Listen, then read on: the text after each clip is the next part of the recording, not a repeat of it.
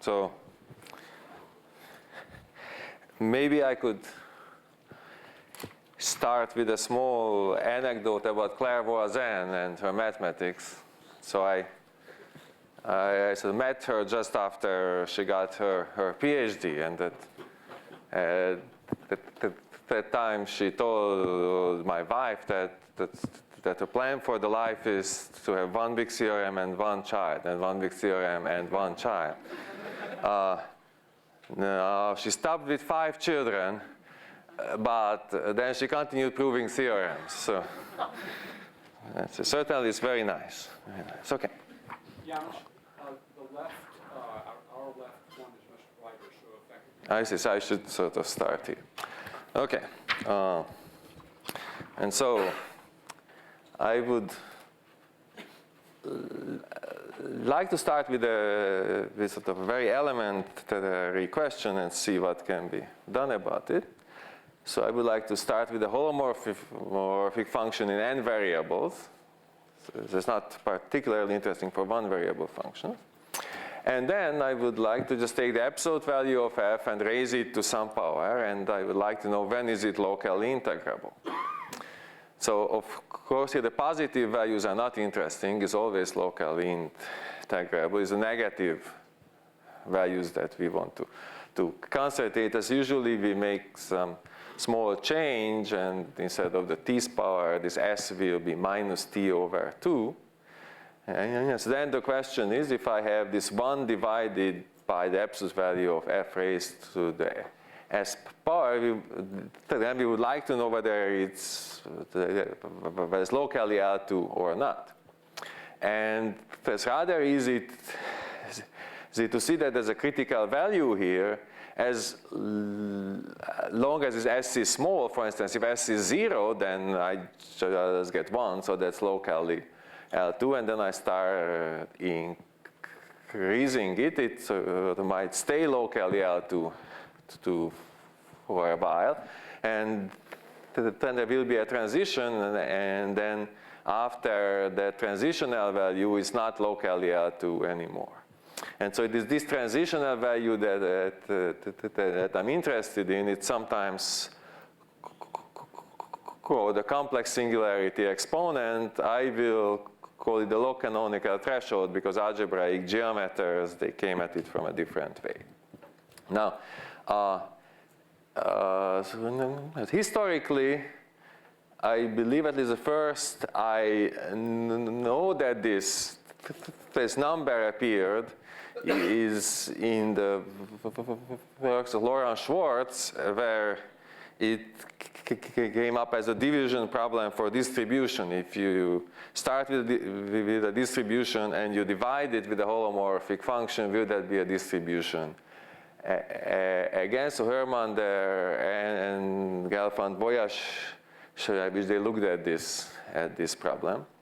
Now, also its connection with singularities, it was explored by the Arnold school, and if you look at the book of Arnold, Dvarchenko, Gusainzadeh, then it's explored there. Let me just start with some simple examples here. And so,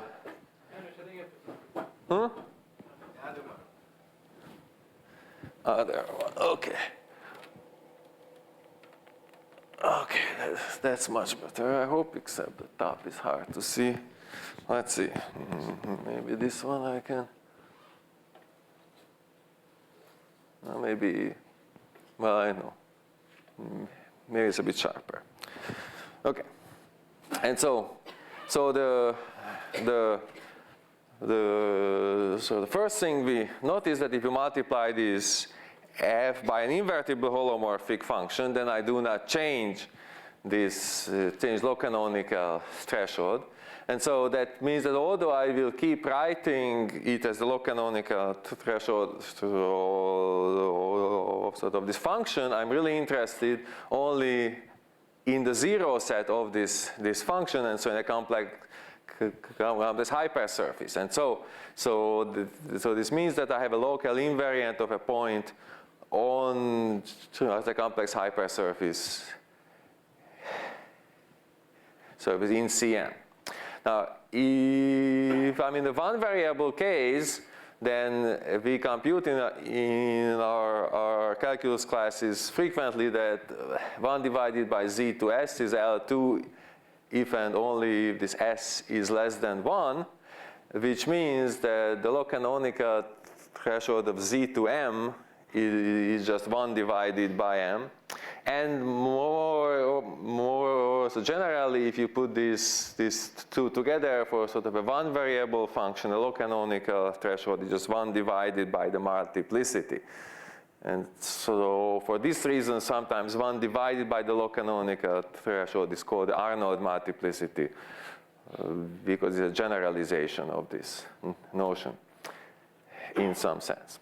Now, it's also easy to see out of that if f vanishes at the origin, then the log canonical threshold at the origin is less than or equal 1, because well, the hypersurface f equals 0 might be very complicated at the origin, but it's not too bad nearby. That sort of, if I just nearby the origin, I take a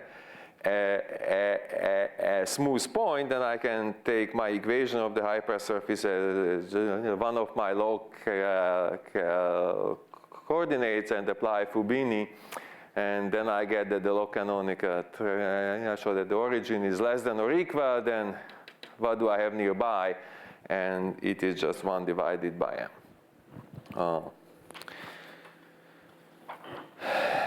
Now, so algebraic geometers became interested in these numbers in the 90s, starting with the works of Shakurov, who said that instead of trying to understand these numbers for individual functions, let's see what happens if I try to understand all possible canonical thresholds. And so here I sort of just fix the number of variables to be n, and then I let f run through all possible holomorphic functions in n variable. Let's say they vanish at the origin, so that I don't get anything not interesting. I compute the log canonical threshold there, and I look at this at this set. But is there anything interesting about this set? And so we have determined the one variable case here, the log canonical threshold is just 1, 1/2, 1/3, and so on.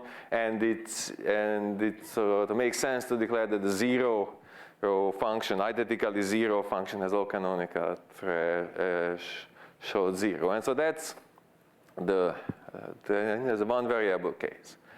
Now, in more variables, well, I just have a small homework here that if I take these independent variables z1, zn, and so if I just take z1 to m1 and so on, zn to mn, and I just add them up, then the log canonical threshold is basically just the sum of the reciprocals of these numbers, except it's easy to see that at least with this definition, the log canonical threshold can never be larger than 1. And so that means the answer is either this, or it's 1 if the right-hand side is in fact larger than 1. Okay, and so then this means that these sets, they are quite large, but at least based on these examples, they seem rather special. And so then the question is, do these sets have some interesting properties that are useful? Now, the first interesting property is, which I will prove shortly, that this log canonical threshold is always a rational number. And so we just find it out of some supremum that some functions are integrable. It sort of is not clear a priori that they should be rational numbers, but they are. Now, there are two main conjectures in this field. The first one is the ACC, which stands for Ascending Chain Condition Conjecture of Shakurov, that if you fix n, then the set of n-variable low canonical threshold does not contain any infinite increasing subsequence. And so if you look at these examples here, then it's very easy to write down decreasing subsequences out of that. You just start increasing some of the MIs that creates decreasing sequences. But the conjecture is that there is no infinite increasing subsequence. The other conjecture is the accumulation conjecture, which asks about the limit point of these sets HT sub n, and the conjecture is that these are precisely the lower dimensional sets HTN minus 1, except I cannot converge to 1 from above because I maximize by 1 and there's supposed to be no increasing sequence going there. Again, you see in this example that if you fix here the first n minus 1 of them and the last one you go to infinity, you get exactly a lower case.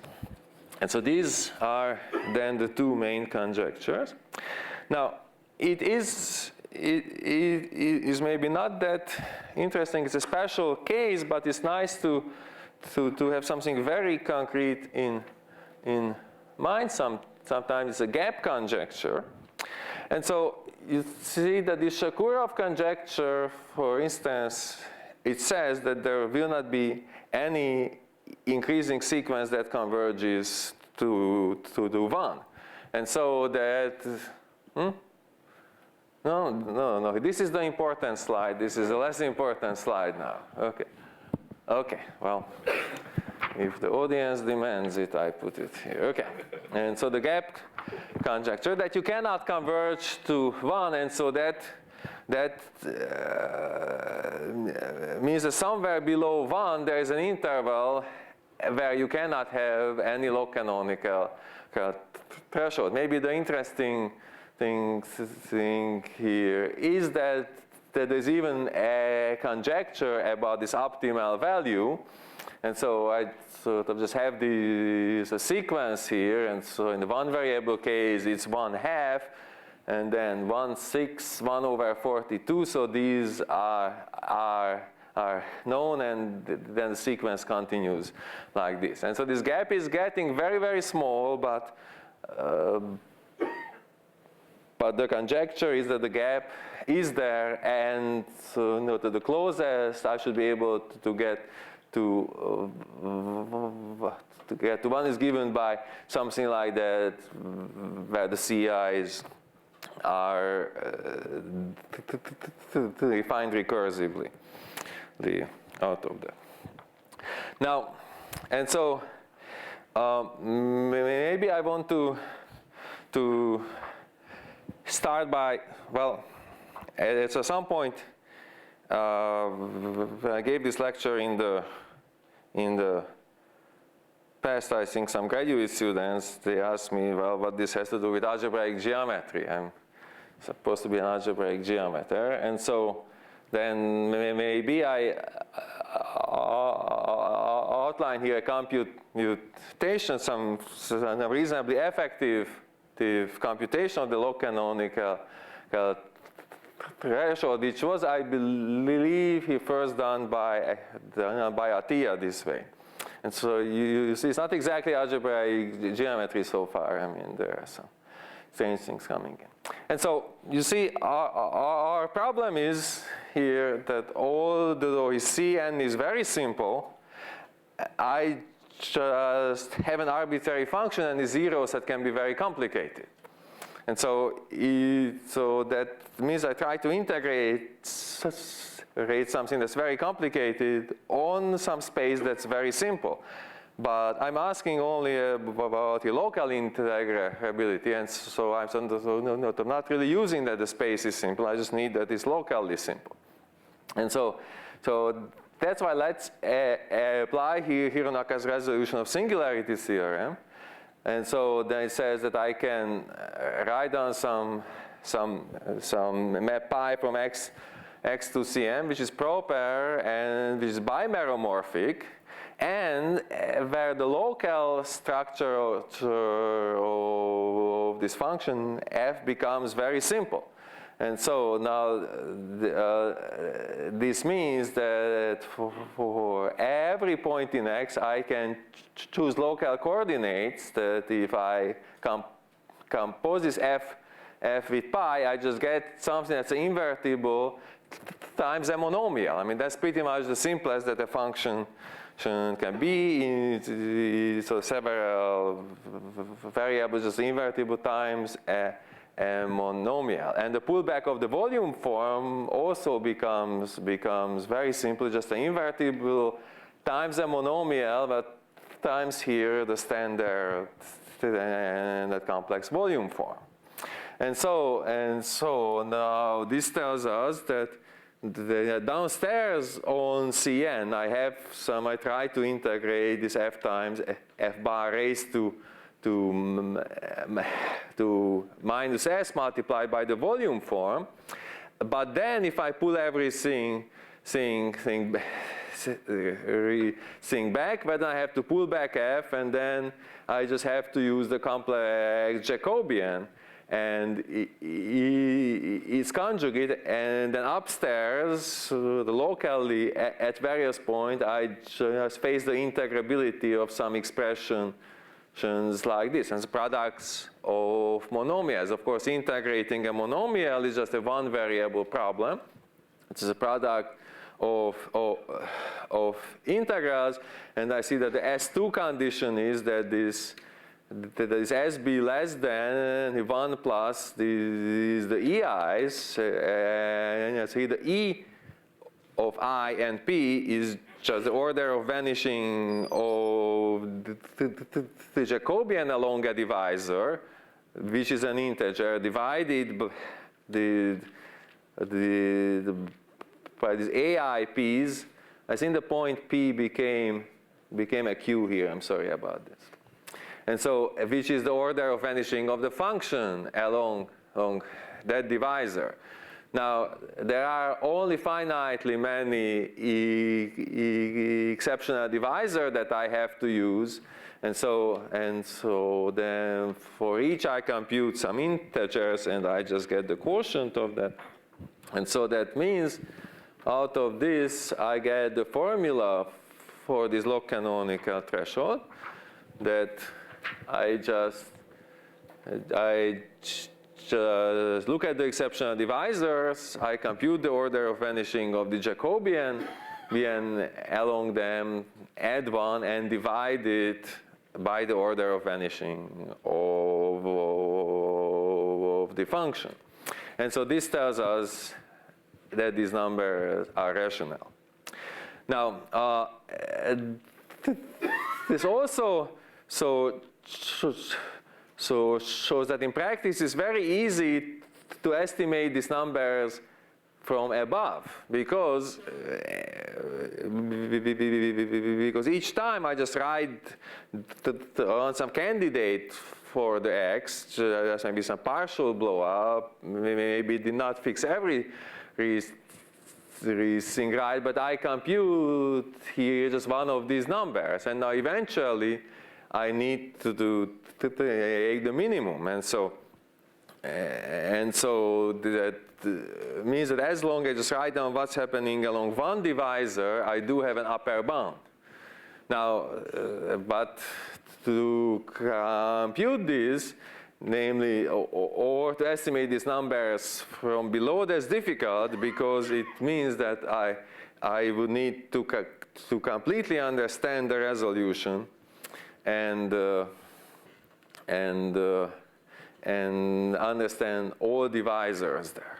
Okay, And other corollary of this is that if you look at this C0 as a function from the polynomials to R, then I get something that's constructible in the Zariski topology, because basically these resolutions that you can resolve a polynomial with sort of general enough coefficients. If you change them, the resolution, it will move with them. And so, for instance, if you fix, and so that means that for fixed degree polynomials, I can have only finitely many log canonical thresholds. That's one of the consequences. Okay, and so now let's try to see now a sort of a proof attempt for the conjecture. And so let's assume that I have an infinite increasing sequence of this log canonical threshold, and each of them is realized by some function fi. And so clearly a reasonable, I guess would be the first thing you should try, that if these fi's they converge to some function f in some reasonable sense, then maybe the log canonical threshold of the limit it might end up being the log canonical threshold. So now, unfortunately, for sort of the standard convergence notions, this does not work out. So if you look at the sequence x squared minus 1 over I times x, as I runs to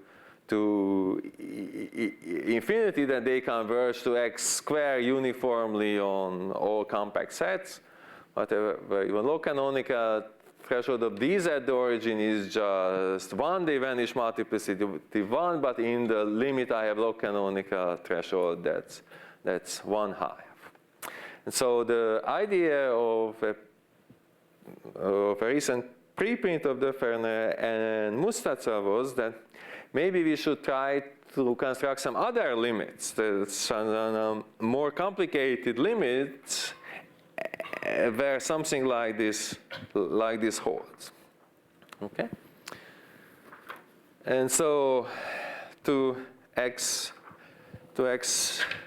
the idea here, let's look at our definition back a little bit. And so now, and what I would like to do here, that I would like to fix this map from X to Cn, and then I would like to vary the fi's. And so then that means we vary the fi's, it will not be an optimal resolution for all of them, but sort of let's pretend that I have that I can do that. So it will not work completely, but it will more or less work. Now then, to compute the log canonical threshold, I have to look at some quotients like this. So 1 plus the multiplicity of the Jacobian divided by this. Now, if my x is fixed here, that the top is not changing, but here the bottom is changing. Okay, and so that means that the only thing that matters to me here, that I have this variable function, the fi composed with pi, and I want to understand this vanishing multiplicity along some fixed divisors. And so if say these divisors upstairs, I choose some local coordinate that is e, I sort of fix one of these divisors now is just x1 equals 0, then I want to understand the vanishing multiplicity here. And so, for instance, if that's m, that means that x1 to m divides this. And then I can just expand everything here. That if I expand it as a power series, then the coefficients that I have, they will depend when the AIs or the B's, and the B's where the EIs, they are the coefficients of F, and these will be some variable things. And there are these B's which come out of pi by some substitution. And so the divisibility statement like this is equivalent to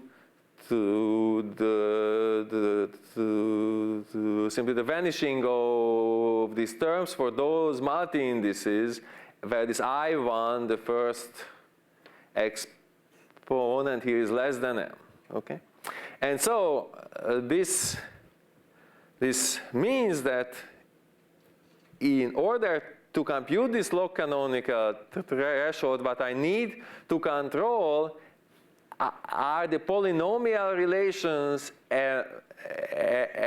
among the coefficients of my polynomials or my power series. That if I control these, then I control the log canonical thresholds. Okay. And so let's go now to what we can actually prove. So unfortunately, I don't know what to do the ascending chain condition conjecture, but we have a nearly complete proof of the accumulation conjecture. Namely, the main theorem is the accumulation points of this n variable set is, well, sort of the conjecture is that it's exactly here the one lower variable set except the point 1. Now, there is one exception that I don't know what to do with. And so it's not supposed to be a limit, but I cannot prove that it's not a limit. Now, the paper of Deferne and Mustafa, they proved this for decreasing limits, and then I proved a sort of small part of the ascending chain condition conjecture, which at least is enough to understand all the increasing limits here, that I get the right thing. Okay, now, and then the missing part is that we cannot converge to 1 from below, which is exactly the gap conjecture. Okay, now the proof of Deferne and Mustafa, it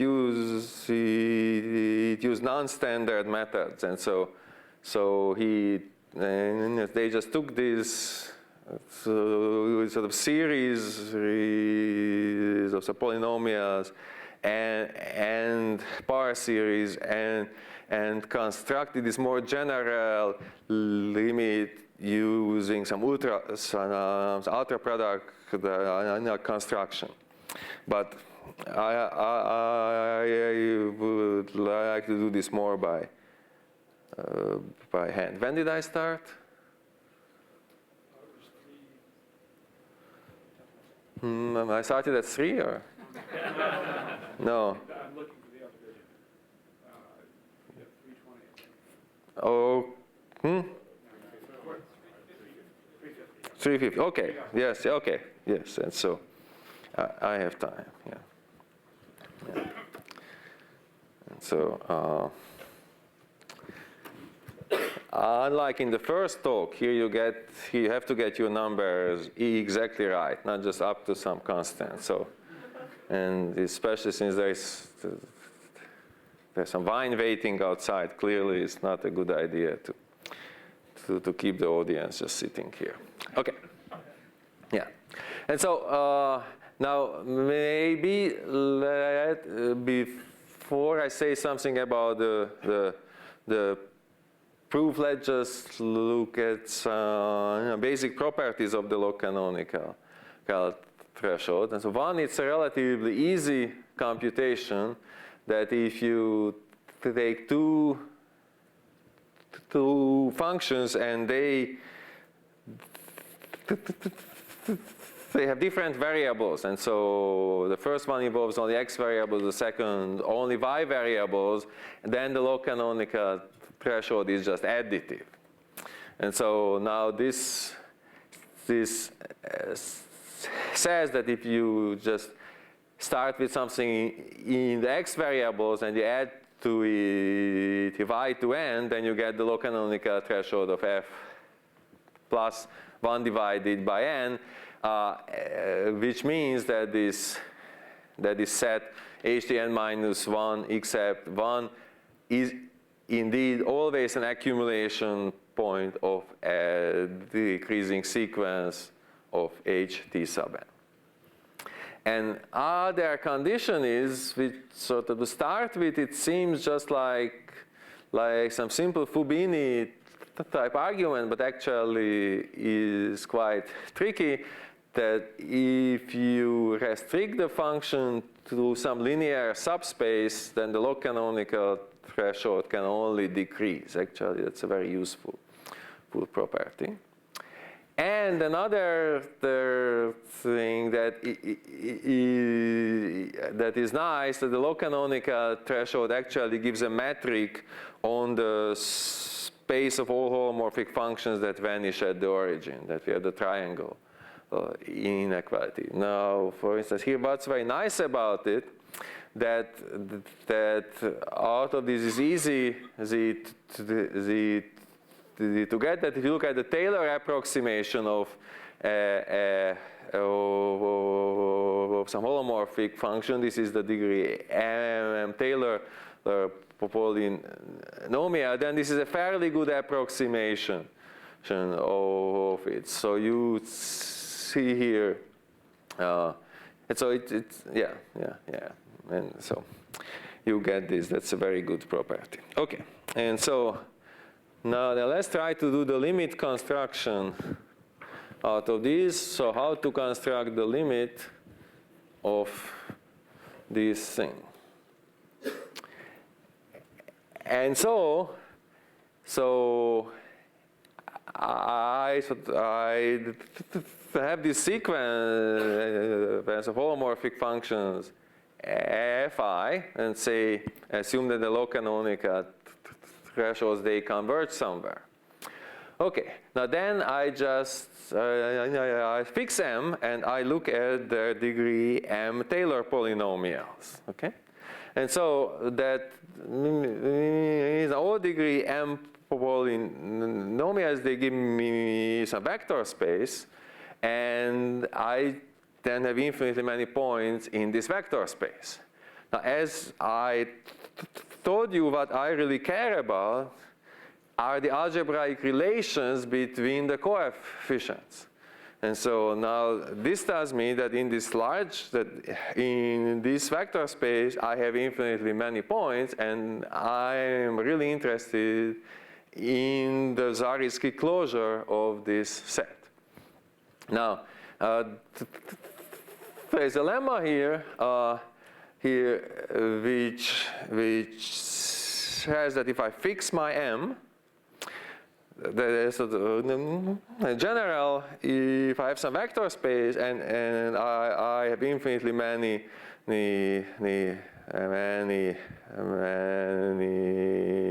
points there, then it's easy to see that there's an infinite subset which knows the following. So first, the Zariski closure is an irreducible variety, and so that's nice.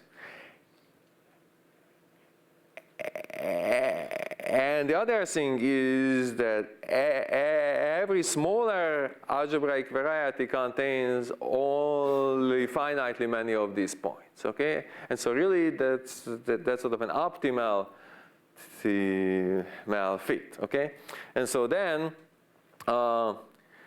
so then for each m, then I take these Zariski closures, and they are just irreducible, and as m varies, they in fact map onto each other. And now I just construct the Taylor expansion of this limiting thing power series one by one. Maybe I start with the degree 1 case, and I have this irreducible Zariski closure. I just take a general enough point in it. Now, then I look at the degree 2 case, and again I have this Zariski closure, and it has a surjective map, or at least a dominant map to it. So if I had here a general enough point, I can lift it back to a general enough point. So that means now I have the degree 2 coefficients, and then I just do this infinitely many times, and step by step I obtain my limit. And essentially by construction, I control the relations between the Taylor coefficients. And so then I have this limit. Now the only problem is, which is a slight problem at the end, that this is only a formal power series. There is no reason to assume that it will converge anywhere, okay? But sort of that's fine, doesn't matter that much. Okay. And so now then let's see the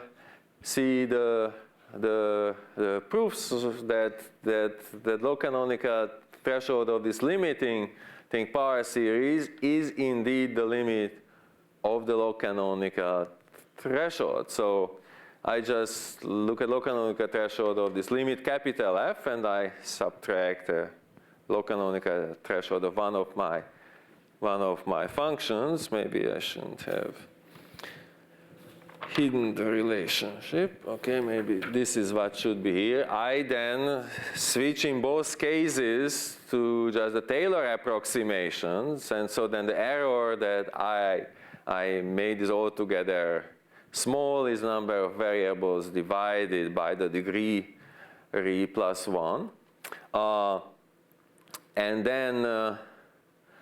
And then I also use the triangle, using the triangle inequality, I need to understand the differences between these two. But you see, I told you that this low canonical threshold is a constructible function. And I have this Zm, that's an irreducible algebraic variety. I have infinitely many points. They are the Zariski dense. And so then if I compute the low canonical threshold that corresponds to some general enough point, then that's the same as the low canonical threshold of all but finitely many of the other points. And so that means that this will be 0. And so then here I have convergence as I increase m. Okay, and so now at least I could write down some power series that realizes the limit with low canonical threshold. Let's see if we can understand it in some way. Now you see that if I compute the low canonical threshold of this capital F, then there will be some exceptional divisor where I get exactly this number.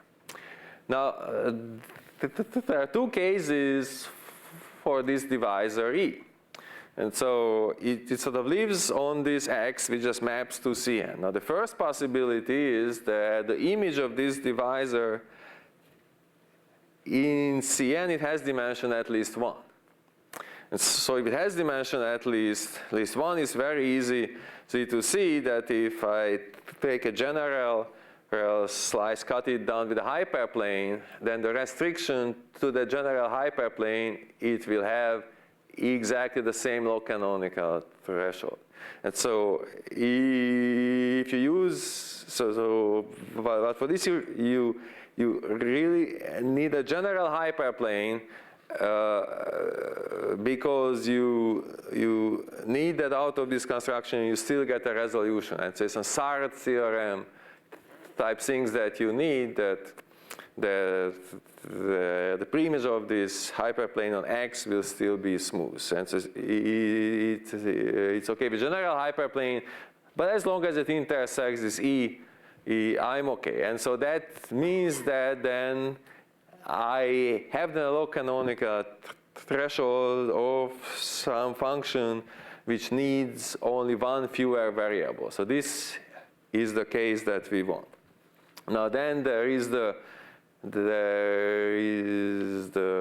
of course the possibility that this divisor is just mapped down to just one point.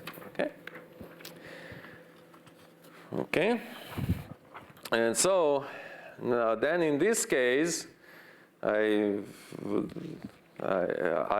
prove a sort of stronger theorem, and so which is a rather uniform for the perturbation type argument that some perturbations do not change the low canonical threshold. And so let's assume that I have an arbitrary f. It can be a formal power series, holomorphic function, or something like this.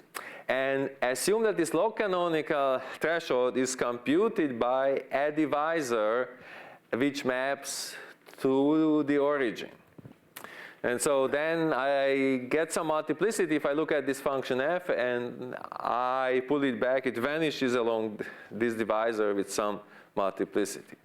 And the claim is that if I take an arbitrary perturbation of this f by some power series whose multiplicity at the origin is larger than this vanishing multiplicity along E, then I did not change the low canonical threshold. Okay? And so then in this case, in fact, I will prove about my Fi's that the only way they converge to this F if in fact the sequence of low canonical thresholds becomes constant. That's the only way that one can converge to something like this. And so that means that each time I have an actual limit point, it has to be in the previous case. And it is here that some harder algebraic geometry comes in, namely the minimal model program. And so far, to compute this low canonical threshold, I'll just use some arbitrary resolution. It just has lots and lots of divisors, and it's hard to understand then what happens here. But the minimal model program, it tells me that I can really focus onto the single divisor E, that I can write down a proper bimeromorphic morphism here, which has only one exceptional divisor, is this E that I am really interested in. And then I just would like to see everything here in terms of this Y. And now, so I think here, the last 5 minutes will be a little more technical. And so if you don't know what the canonical class is, just think of the glass of wine you will get in 5 minutes. Just hang on. Okay. And so then sort of to switch to additive notation, I have the canonical class of Cn, and the C is low canonical threshold, this hypersurface, and I put this back, so I get the canonical class of Y. I get the only exceptional divisor with multiplicity 1, and I get this part I'm not really interested in, is a birational transform here. And now I just do this perturbation again. I get the canonical class. I get E with exactly the same multiplicity because of this condition. It's easy to see. And I have this birational transform. And now,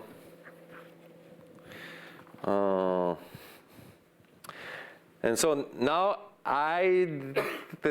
so now you see here, one nice thing is I completely got rid of all the other divisor, that this P vanishes along E with higher multiplicity than F. And so that means that if I look at the restrictions of this birational transform to E, then they are exactly the same.